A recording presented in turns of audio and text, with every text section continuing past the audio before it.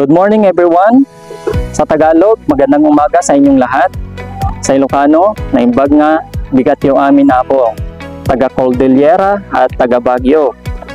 In behalf of BTC, Baguio Tourism Council of Baguio City, pinamumunuan po ni Mayor Magalong, Benjamin Magalong, pati sa mga kanyang mga councilor at mga leader.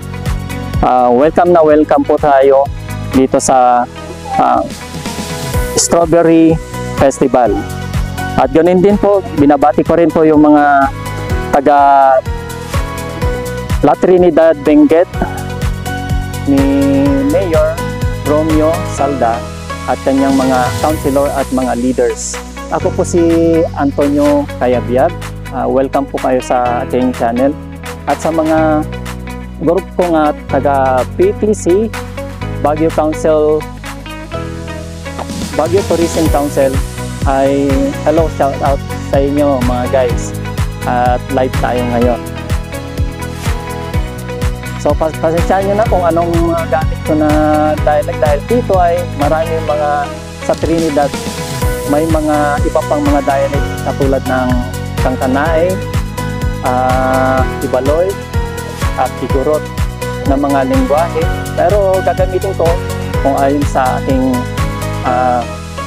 nakasanayan na pag-broadcast. Ngayon po ay live po tayo sa event ngayon. Sa aking pagbablog, documentary event po ito. At sana ay follow niyo po ako. And then come with us. Sa mga OFW dyan at mga wala dito sa Trinidad at Baguio na nasa kanilang mga bahay, tahanan, ay enjoy sa kanilang mga panunood. At siyempre, kahit na wala kayo dito, iwas traffic, iwas stress. Medyo ngayon ingat din po tayo sa maliit na lugar siyempre. So mga taga Baguio ay sanay na po sila.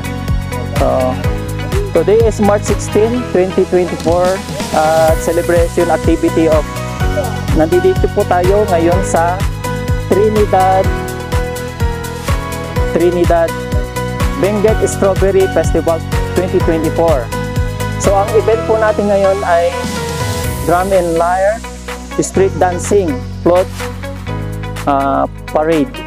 So ngayon po ay mamaya malapit na po yung mga nagpa-parade at makikita po natin sila.